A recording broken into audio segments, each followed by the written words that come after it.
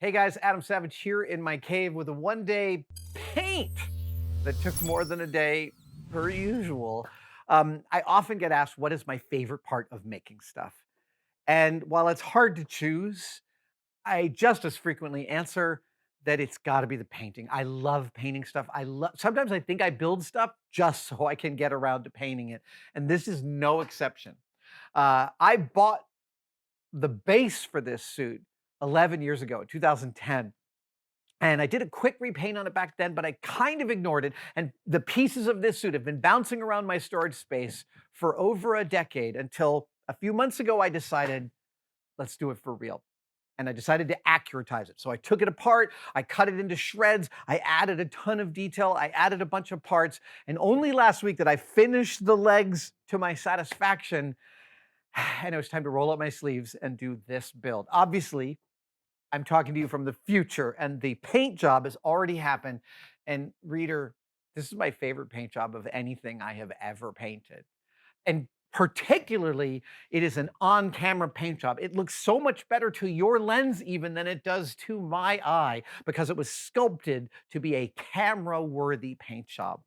We're going to get into that, and it all began with a black gloss base coat and my favorite chrome paint, which is the Molotow Liquid Chrome. I used over $100 of it on this thing. Let's get into it. The moment we've all been waiting for, the paint!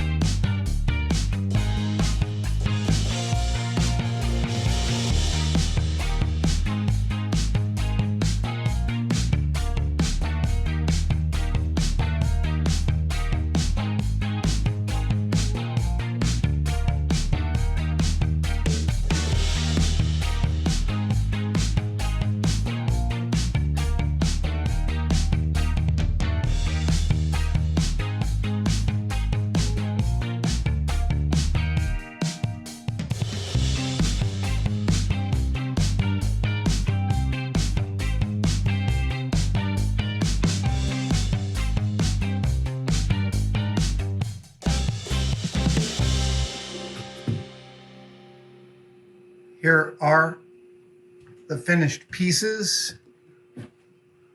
of the Mark I.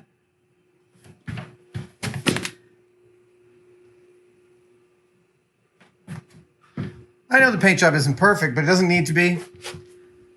Yeah.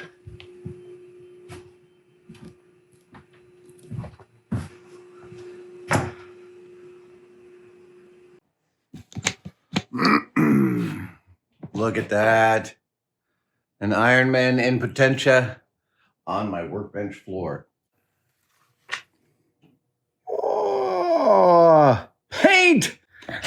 Hey everybody, Adam Savage in my cave, and it is time finally to paint my Mark I. Look, there they are, all 9 pieces. 9 pieces? Hold on. 2, 4, 6, 8, 9. Yeah, 9 pieces. The helmet is already painted. I have frequently said in the past that I like painting props so much. Sometimes I think I build them just to be able to get the chance to paint them. In this case, I'm crazy excited about wearing this costume, but I am almost equally as excited about painting this. Yeah. I'm really excited about painting it. I'm not sure where to begin with discussing the paint job, but I have already painted. There are 10 pieces to this costume, and this is the 10th. And I've already painted this. And as you can see, I'm sorry, as I feel like, I think this is a beautiful paint job. It's an incredible amount of reflectivity. This is a chrome paint that I am very familiar with. This is the Molto paint pen refill paint, thinned out with a little bit of lacquer thinner and wetted out using my Iwata airbrush. Anybody who is interested in a high reflectivity chrome paint job, or anyone who does any bit of research knows that a key aspect to achieve a high reflectivity chrome-ish paint job is a gloss black undercoat. And many of the companies like Spastics, etc., actually also sell a incredible black undercoat for their chrome paints. I am going with the exact same process I used on the helmet on these, which is an undercoat of black paint primer and then an overcoat of the Krylon gloss clear coat. It is not the candy coat finish that would be necessary for a perfect mirror finish, but it is just great for what I'm doing, which is a beaten up metal finish. Now, there are those of you Iron Man purists who I believe might be looking at this and thinking, you know, the amount of reflectivity on that helmet isn't canon, Adam. The actual suit is not quite as reflective as you have painted this helmet. And you would be right. This helmet was a departure from the paint job that Legacy Effects did on this beautiful prop. And I will always tip my hat to the geniuses at Legacy for all of the work they do, for crying out loud, every last thing. In this particular case, I want my Iron Man to be shinier, and so I'm going to do that. I'm going to still hold to some of the looks. There are some pieces of theirs that look like a titanium sort of warm finish. There are some blue steel finishes. There are some parts like this underarm piece that are rusty, and I'll be doing that. But I'm going to be ending up with a much shinier Mark I than the film had, because that's what I want to do. So there's the introduction. Here are the paints that I'm using. I've got 4 of these guys, and with some lacquer thinner, that ought to be enough to cover everything. If there are parts that don't fully get covered, I can cover them later with other chromes, which is actually would be fine. But the goal today is to get all these coated with chrome and then sealed with All Clad 2 sealer. That is the same thing I used on the helmet. And it made a very robust finish. Like, I can't scratch this with my fingernail. But it wasn't instantaneous. It was not instantaneous. It took a while to dry fully. To cure, as we would say. It took a while to cure. But those are the steps. Molto Chrome airbrush, and then All Clad 2 sealer, and then I'm going to park these for about a week before getting into the painty paint, because that part's going to be super fun. Yeah. All right.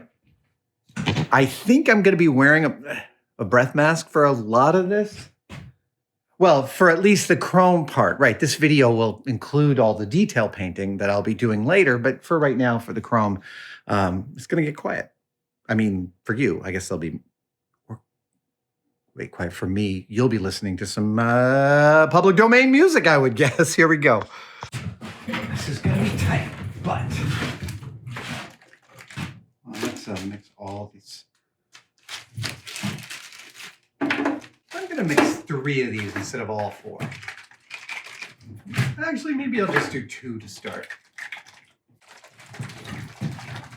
Mixing, lots of mixing. You know, I've always wanted to make a little mechanical paint mixer, like a brrrr, one of those. Never gotten around to it.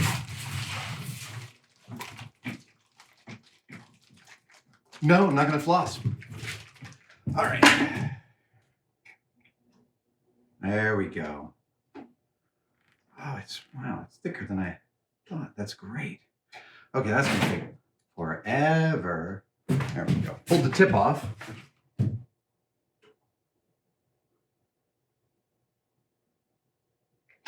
Ooh, there goes the little ball. Bells, Margaret. I'm just going to do one of these for right now, but I'm gonna make sure I got all the paint out of here. I'm gonna pour a little lacquer thinner in there.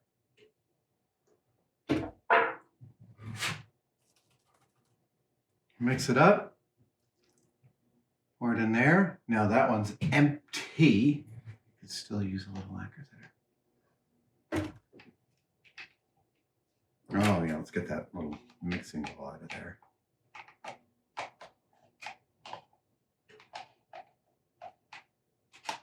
Oh, okay. Maybe I don't need to get it out of there. However, I can see I still want to add some more lacquer thinner. Ooh, that was a ridiculous amount. Good God, that might flash off on the way in. Okay, let's add some more.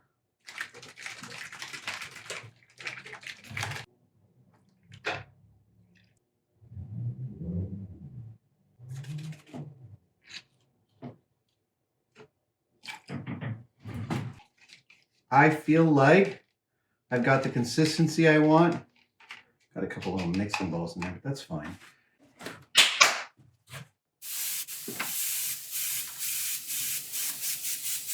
Nice. There goes nothing.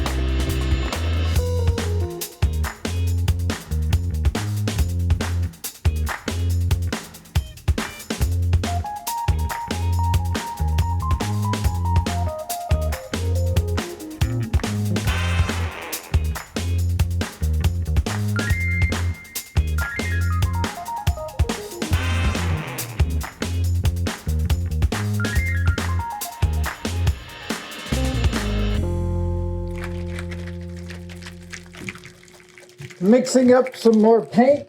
I've got it most of the way there. It's wetting out nicely. I'm going to use all four.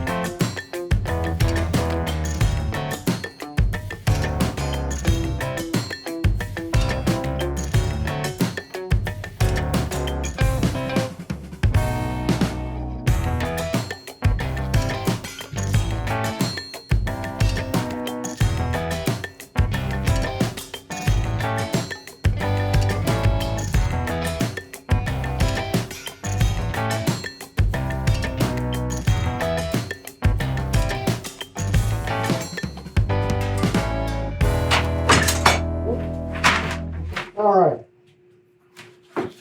The major components are painted. The major components are painted. I have some more Molto left. I'm going to use it to kick off some of the front-facing and most visible parts of this to get the best chrome finish possible on some of the more visible pieces. I don't need to get a perfect chrome finish on everything. I just need to get some hot kicks on certain parts, and your eye will fill in the rest. So I've got just enough paint to do this. Yeah, go in and refine.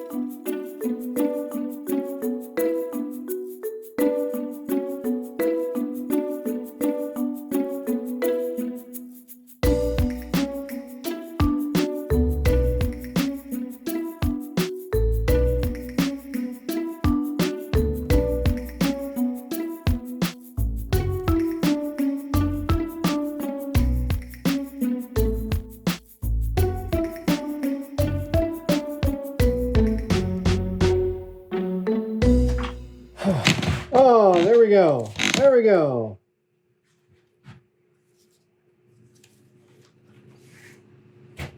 Things be shiny.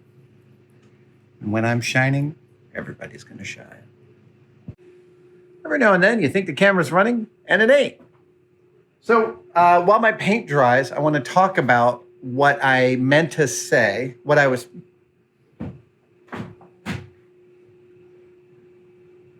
I literally just shot like a 15-minute piece of camera and I wasn't recording. So sorry, I'm like going back to, I'm rewinding in my head the narrative beats of what I was talking about. Okay, so I was just saying that I don't need perfect chrome coverage on this in order for it to sell to the audience who's looking at it that it is made of metal.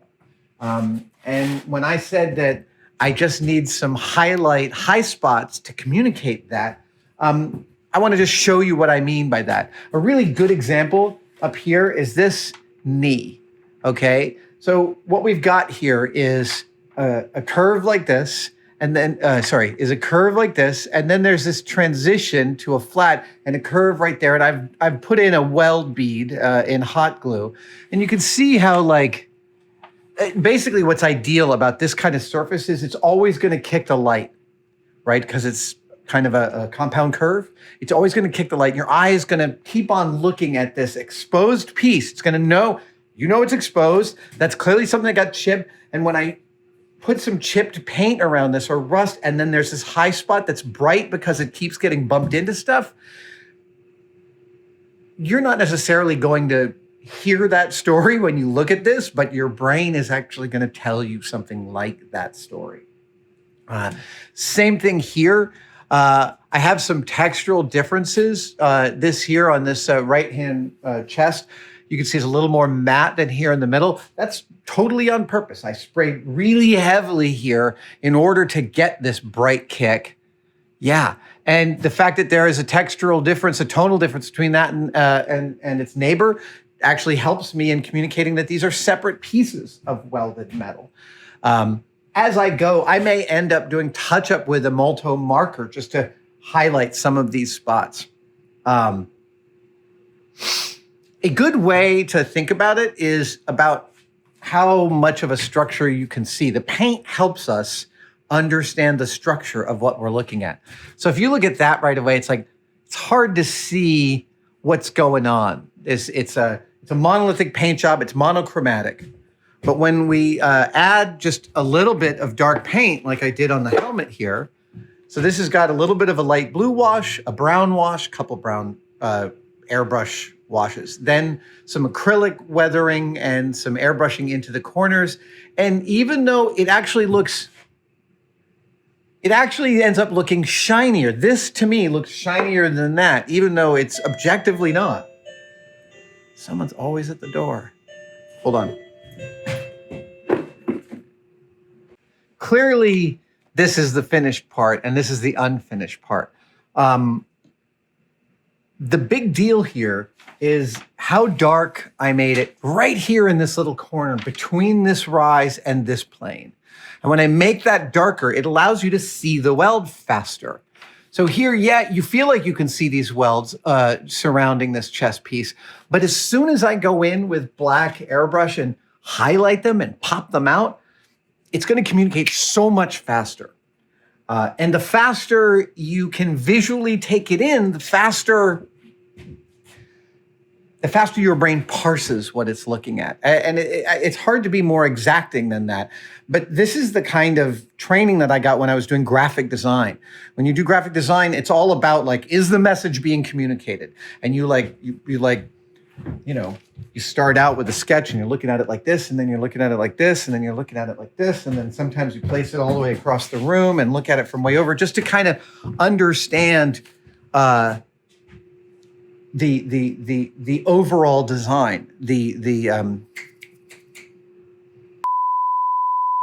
composition. My God, my brain. COVID, man.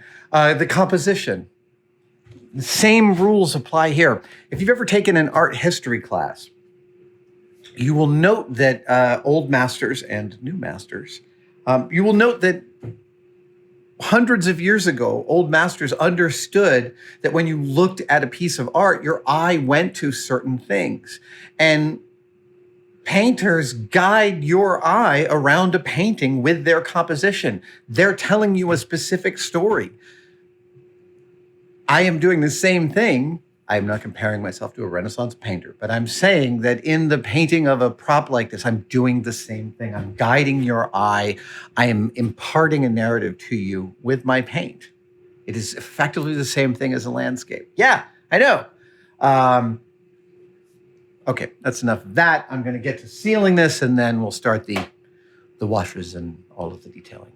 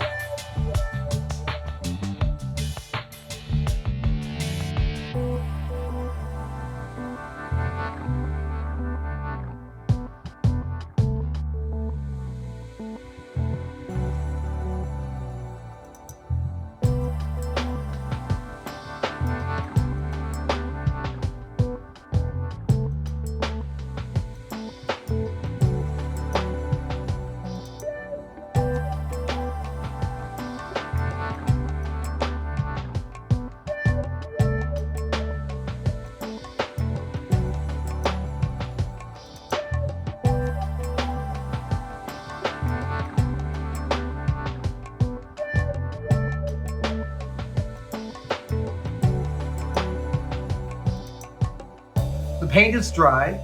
It has all been clear coated. And dude, these legs, this whole costume, it's just beautiful. The chrome finish of the Molto paint refills is my favorite. It's my favorite chrome finish. So now it's time to move into the detailing, because as you can see parts of the suit behind me, it's all too bright. It needs to have some weathering and some paint done to it so that the details become clear. When you make something monochromatic, it actually makes it hard to see because it's all a wash of the same color. And the same thing goes for bright, shiny silver. So I am going to start adding some colors to this. In what order is the question? And the answer comes from the first time I tried figure painting. I was reading a primer on how to do figure painting, and it said you should paint in the order that you get dressed.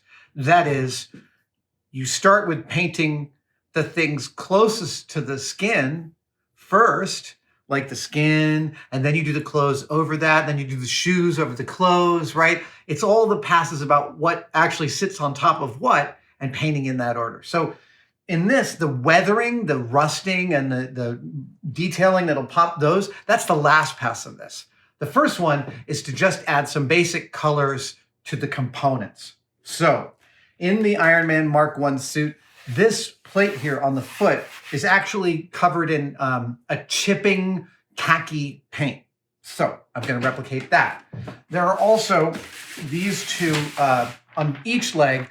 There is this this drive belt, which is on the real costume and nicely replicated here. I'm going to go in with an acrylic and make that a darker color, a darker value, so it stands out against the rest. Those are the first passes I'm going to make on the legs. Then on the chest torso piece, I have some stenciling to do. There's a stencil here and a stencil on the back that says Stark Industries. And then on the arms, there's actually a lot of color variance and detail. That's the rough outline of what we're going to do. Let's get into it. In order to do a chipped paint finish here, I'm actually going to cut a mask out of paint here. So it's very hard. It is very difficult to cut a chipped paint mask. I'm just warning you right up front. It is really hard to make the decisions in a mask that will look like the paint is chipping. And I'm just here to tell you it's a fraught exercise.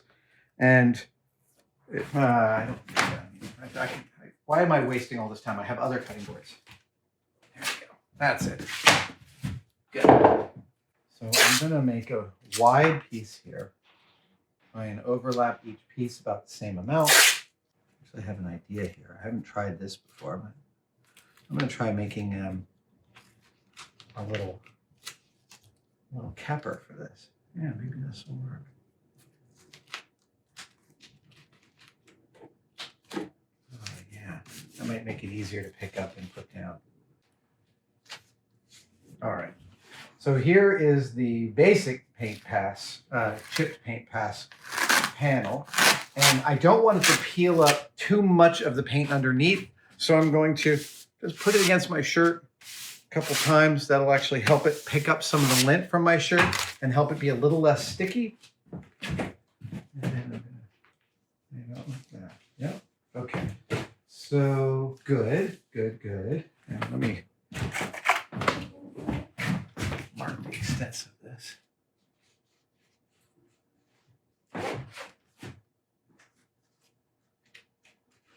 I am not going to attempt to match the exact pattern of chipped paint on this piece.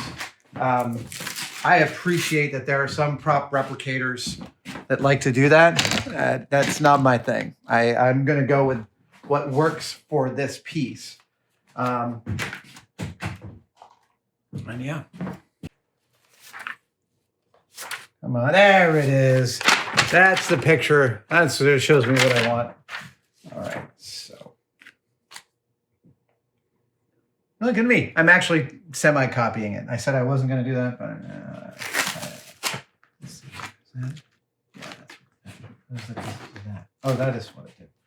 Okay, so that's the front.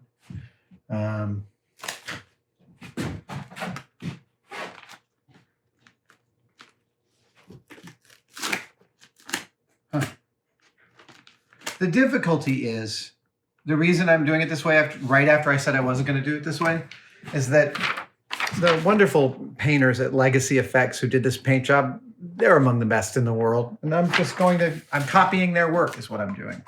Because I'm kind of nailed it. Oh, actually here, let's tip this up.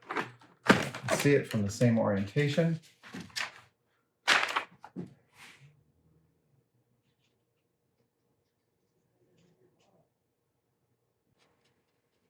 I don't have any views of the other side of this piece at all.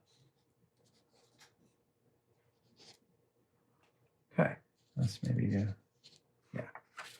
All right. Got my basic marks. I'm gonna cut these out.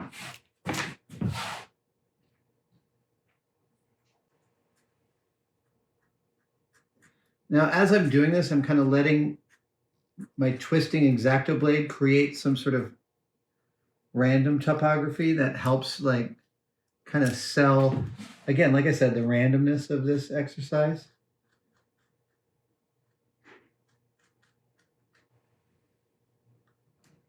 You know what I did? I'm cutting out the wrong thing. I'm cutting out the wrong half of this equation. Yeah. Yeah, there we go.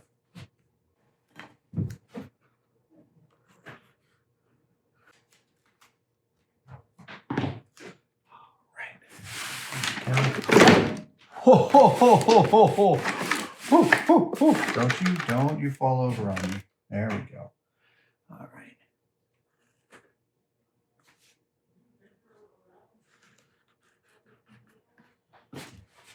Okay. There's this spot, which looks a lot like either New Zealand or West Virginia, depending on your scale.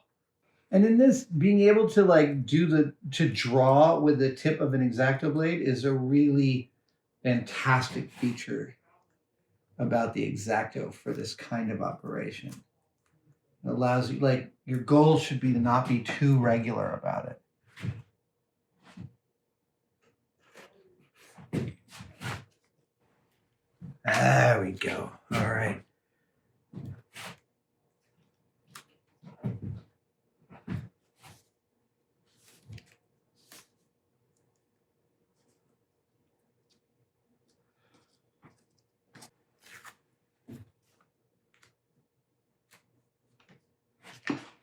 All right. So I have my piece. I am now going to mask around it.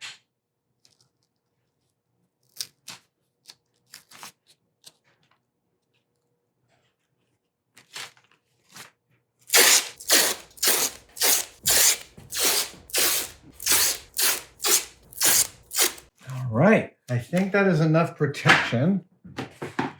Paint I'm going to use is this Arabian.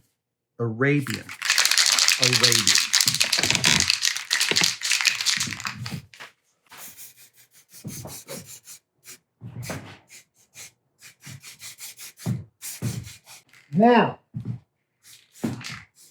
this paint job in the movie is a little bit dirty. And I actually want to weather it. I want to do a little weathering pass before I pull off the tape.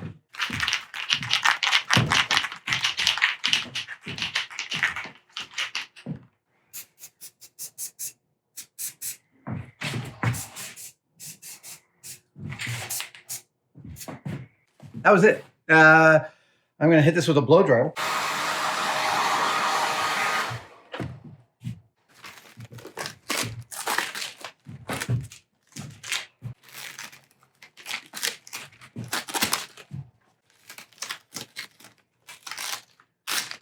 okay, we're going to do a little bit of an oil.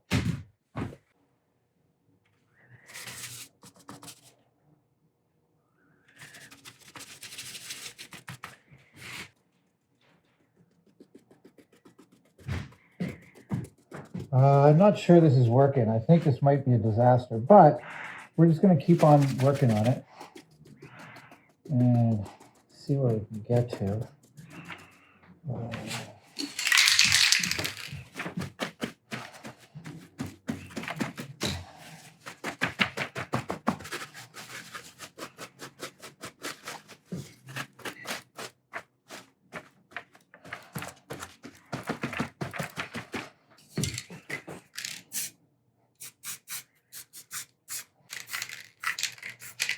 All right. Now, recall some of the lettering, some of the masking.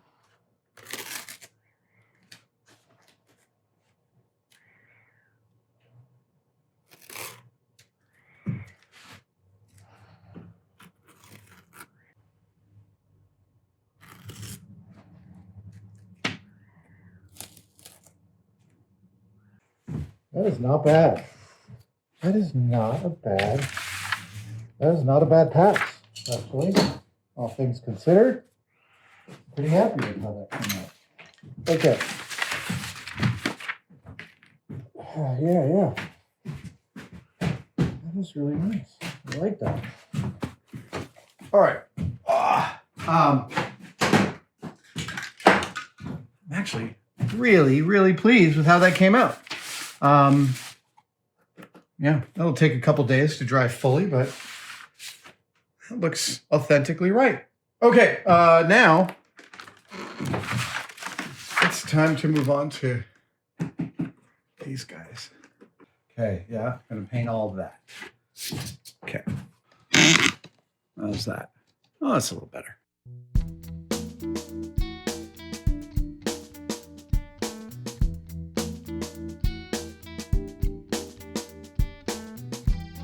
Oh, this is going to take a while.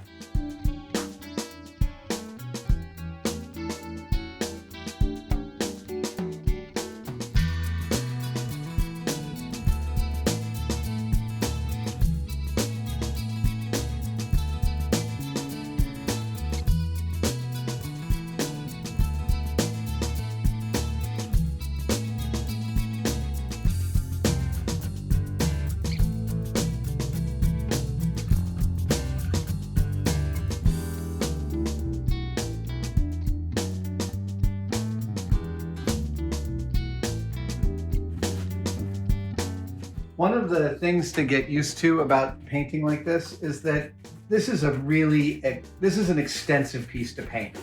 And as such, it's not going to start looking like it should for a while.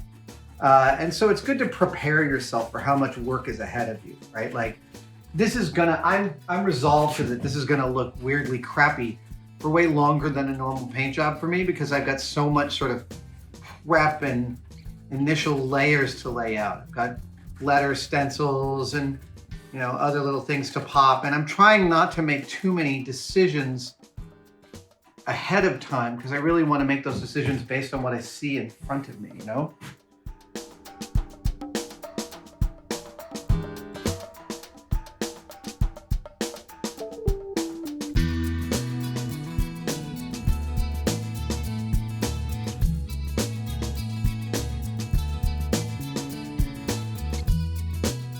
That's it. Yep.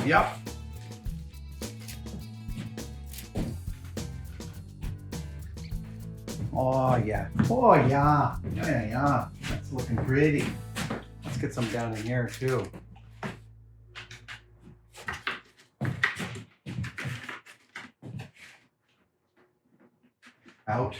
Out with ya. Yeah, good dirt. Yeah.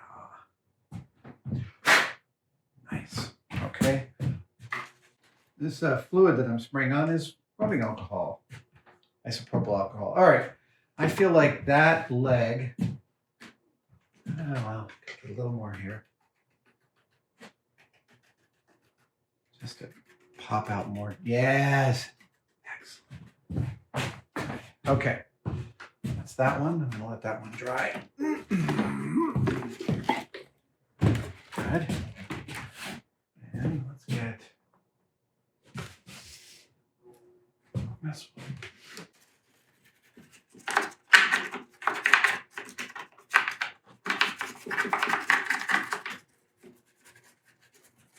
So you might be wondering why I added some some yellow and some burnt sienna to my black paint. It's because when I stretch it out thin, I get a slightly different value than just a straight black, and it's better.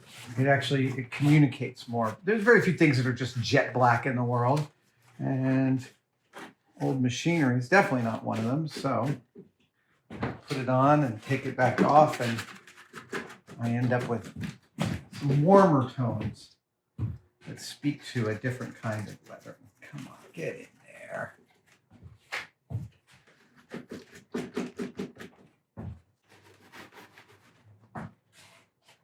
Yep, this is definitely how to pop out some detail.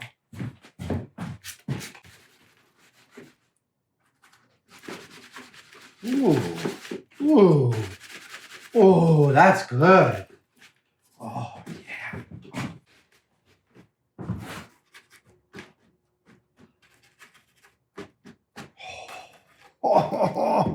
Oh man, this the warm tone of the paint from from the stuff I put inside of it is just fantastic.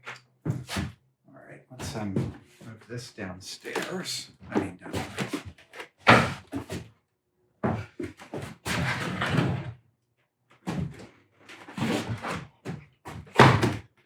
right.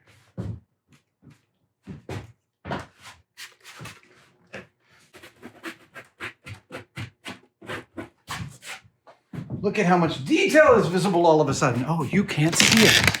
There we go.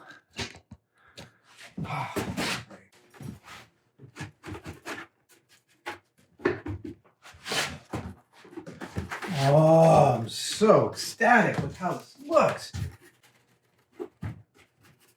Oh, this is wonderful. This is teaching me a lot about how I'm going to have to get this paint job, which is with multiple washes and multiple passes and some warm passes and some cold passes. Just, yeah, this is wonderful. I'm really psyched with how this is going to go.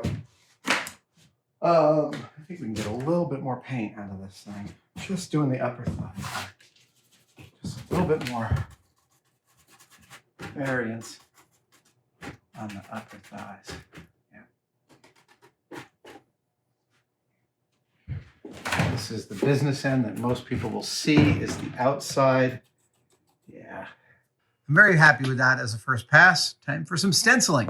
All right. This whole piece gets a treatment in the same khaki with some chipped paint that I'll add late. Oh, wow, right. Yeah. All right. Do some masking.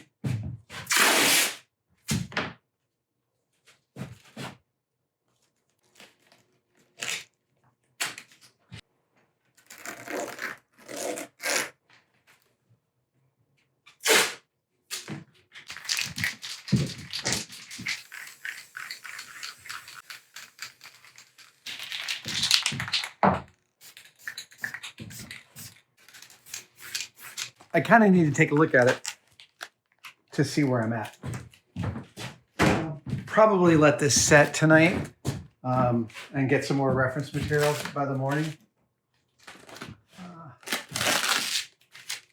Just want to see how it kicks against the chrome. And it might be most of the way there.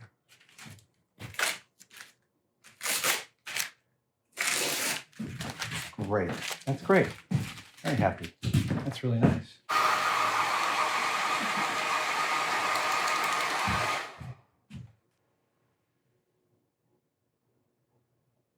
All right.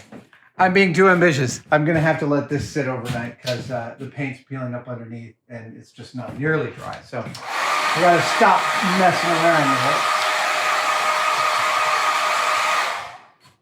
And this is the whole magneto. And I kind of got to see this all together, I think. Let's do that. Let's take that off, take a look at it.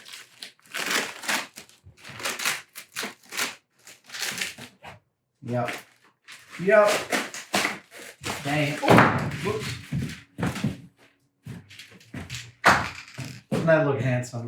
Doesn't that look nice? Yeah.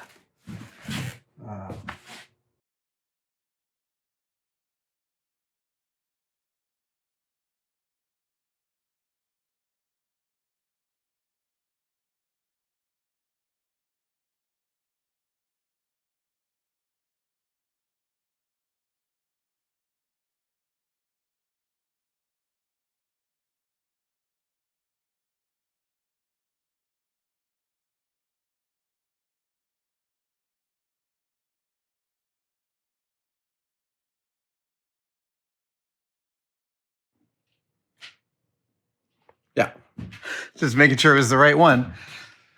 I'm really happy with the gradient of this paint, but I have some reference material here, and what I can see is over here on the right, it's a light color, and over here it's a darker yellow.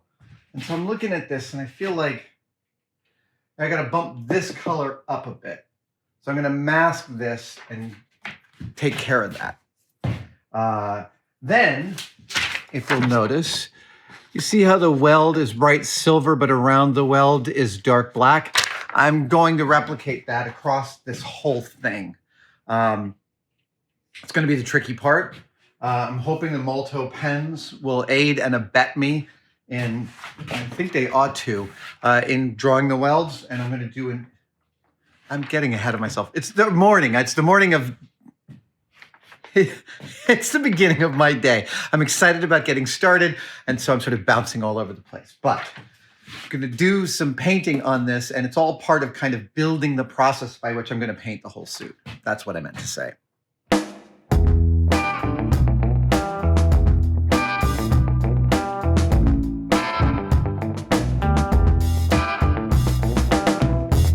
All right, so I've lightened this up. There's going to be some more weathering, but I'm about to cut the stencil. And here's how I do stencils.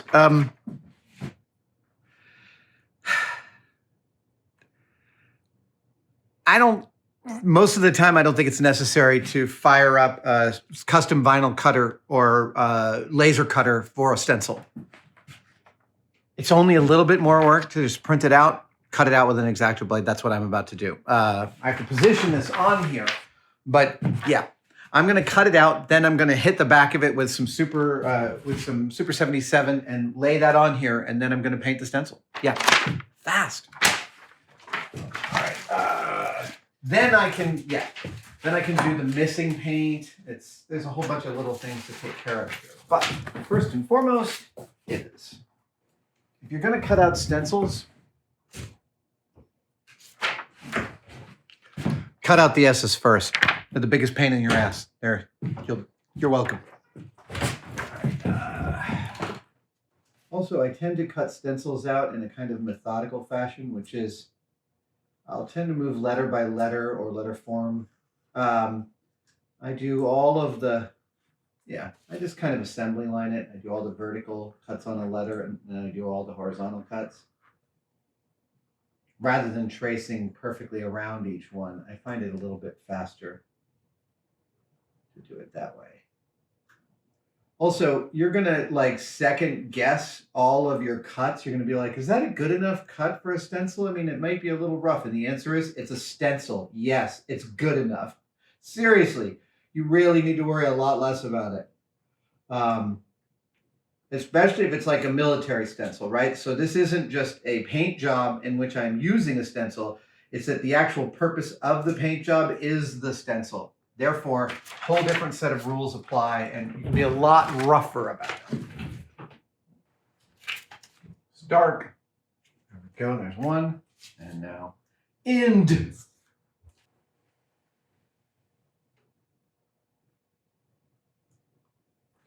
Okay. Stencils are cut. It's darkened. We're going to get those up on there.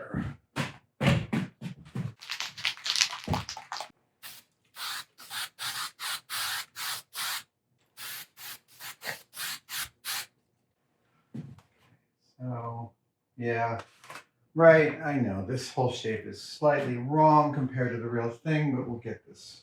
Yeah. Oh, nice. Good. Excellent. Very happy with that placement. Yeah, yep. Okay.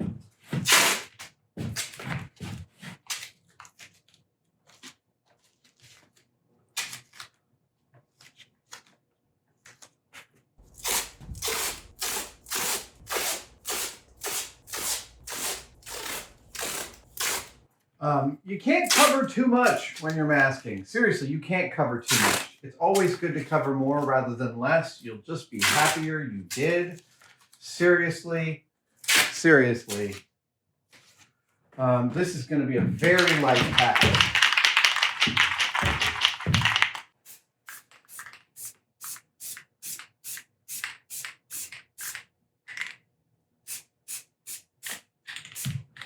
Okay, and there we go. That's the light pass. I'm seriously not going to work much harder than that because I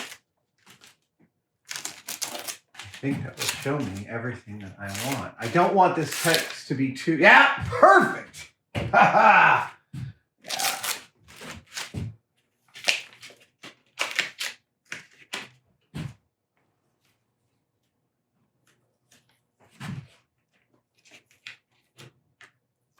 Yep, look at that. Okay, happy with that. So now I need some more masking.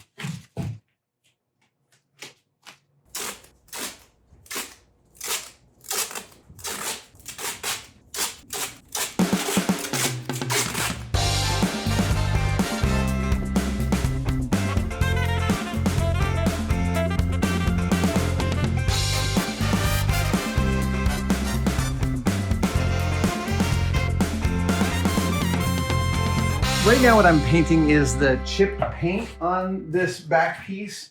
And I'm using the Molto again, the high chrome, and I am going to thin it a little bit with some lacquer thinner. I'm gonna hit it with the airbrush. And then I'm immediately gonna pull the paint off. Sorry, the tape. Then I'm immediately gonna pull the tape off. So let's get a little bit of this paint in here. Just that.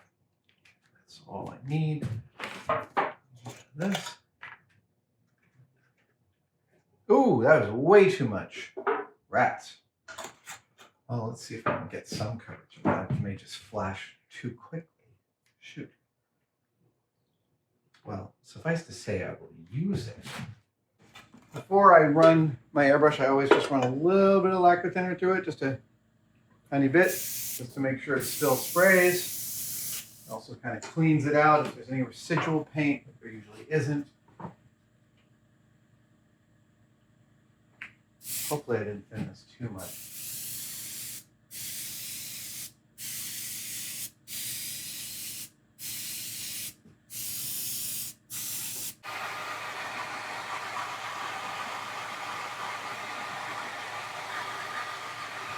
All right, the moment of truth. I might peel off some of my other paint this way, but that's actually fine. Kind of by design.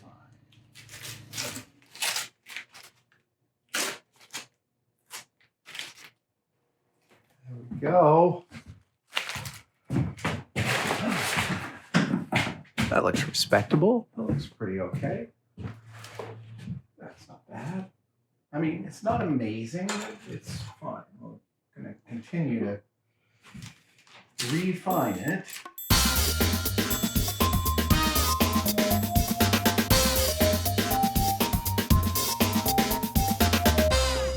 I'm adding some detail here to the weld, but I think I've actually got something pretty good. I'm pretty pleased with this.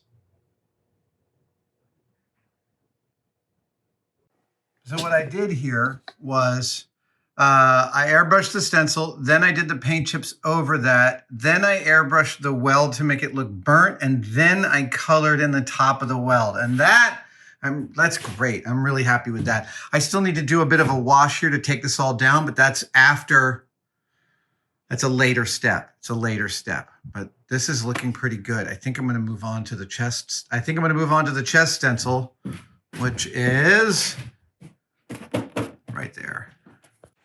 All right. Are these the same size? Is that the same picture? It is. Throw out the repeats. Right. Here is my template for the chest piece. AF-P 8-75. Yeah. Okay, so I'm just going to sketch in where this is roughly. It is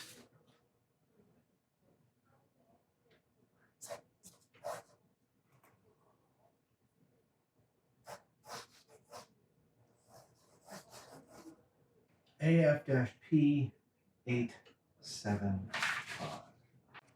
All right, I've cut out the stencils for the stencils that go on the chest.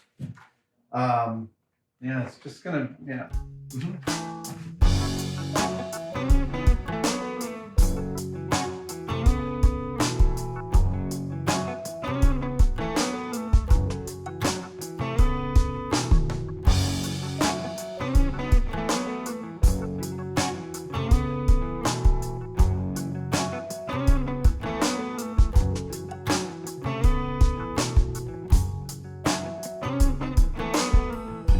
So these are definitely, I don't need that stencil for these at all. I don't really think I do. I think what I've got here is something like this and something.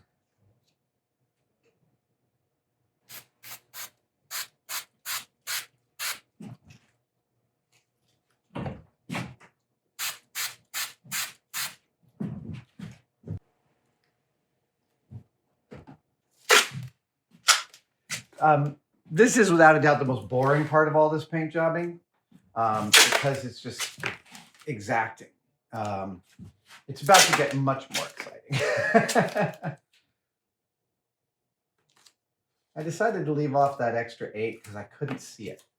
I kind of suspect that it's there, but it's really hard to confirm that it's there. The pictures are woefully incomplete much of the time on this detail. It's peculiar how hard it is for me to determine just what the hell.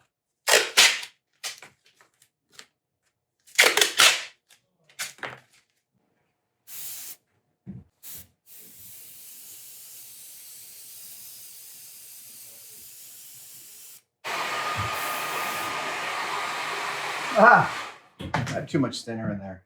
It's just not saturating. Also, I know I got to put on a mask. It's ridiculous. I thought I was doing a quick whoop whoop and then I'd be out, but I realized it's more spraying, so I will wear a mask. I promise. Let's just. There we go.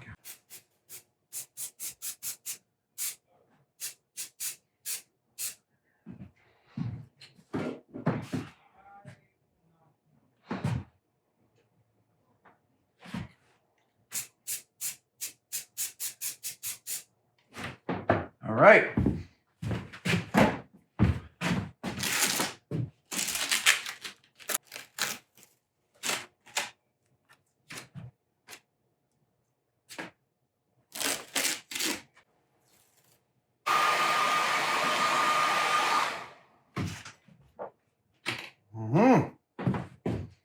Oh, I believe I can finally pull out that. Really? I almost can. Wow. All right. Can I? Can I? Ooh, can I? Okay. No. I still have some more painting to do. Okay. So there's no more. Oh, yeah. I gotta make these guys. That's fine. There are no more. Yeah, the rest of the chipped paint stuff is on the right forearm. Yeah. Okay. It's just it's the right form and the codpiece, and they look like they get the same color. All right. There's my codpiece.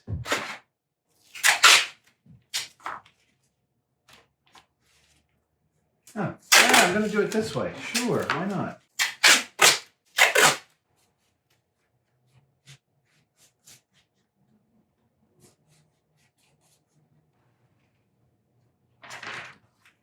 Okay. Right. I'm just gonna.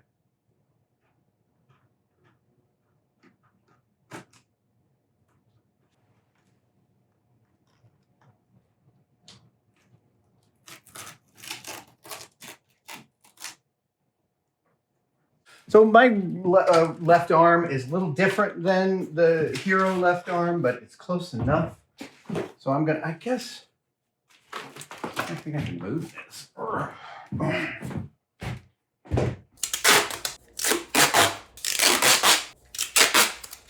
So it's gonna be this, right? Yeah, it'll be that.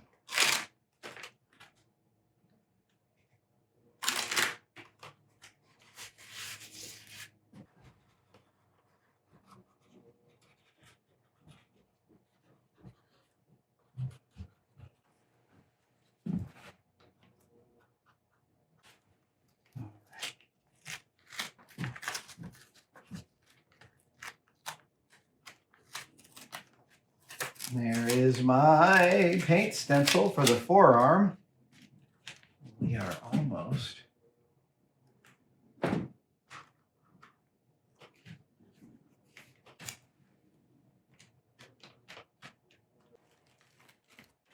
Oh, I'm using up all my masking tape today.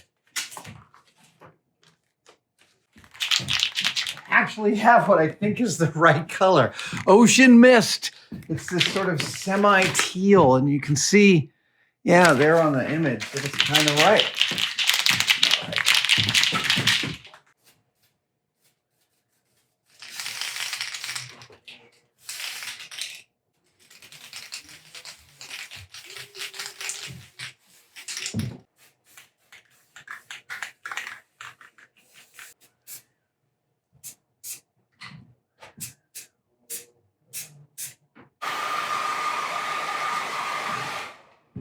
Okay, now we can peel off the.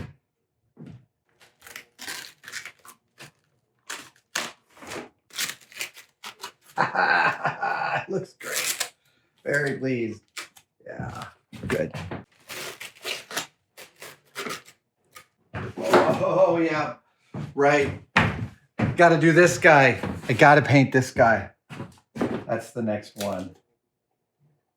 That's the next paint chipping away stencil piece. And it's going to be the toughest one. So let's just work on it.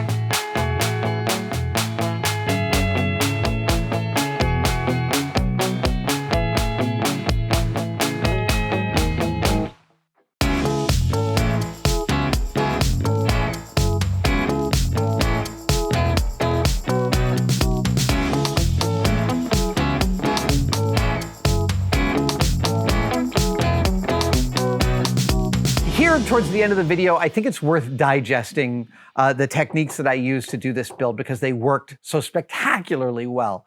Once I had all the parts completed, I gave them a coat of black paint, a gloss black paint, which is the best undercoat for a chrome. If you've got smooth pieces of metal, you want that black, shiny undercoat to be candy coated with not a single blemish in it. Luckily, that wasn't required for Iron Man. He's a bit more weathered, so I could be a little more lax in my assiduousness about the gloss black undercoat.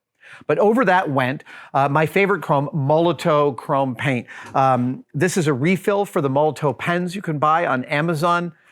I think I used 5 of these to coat this entire thing. And I really specifically, Molotow has this great quality. The wetter you put it on, the more chromy it is until you can almost see your face in it. Because of the texture of most of this suit, I favored only a few areas for super high gloss chrome. The tops of the toes, the edges of the shoulders, the top of the helmet, the places that would catch the light. And then once the chrome had set for a day, I sealed it.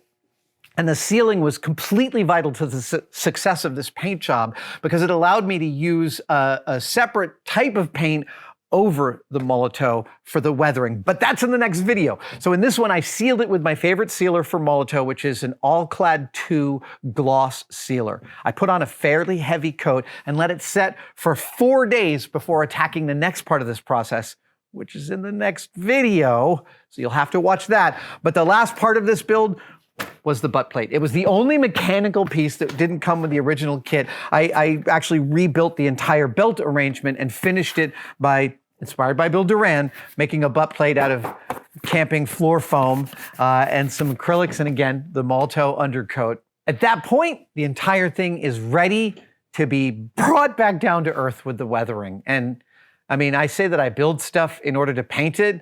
I paint it in order to weather it. The weathering is, without a doubt, the most fun part of every project. And weathering this It exceeded all my expectations, but you'll have to watch the next video. Thank you for watching that entire video. If you'd like to support us further, you can head over to the Tested store. Links are in the comments below, and you can buy things like our demerit badges. You've heard of merit badges. These are the opposite. This one here is for measuring once and cutting twice. We went back and forth whether to measure once and curse twice, because that also happens. We went with the cut twice. And this is one of my all-time favorites. This is when you accidentally release the mysterious blue smoke that makes all electronics work, and then they no longer work. You can't release that smoke. Head over to our store, get yourself some demerit badges, and we will see you next time.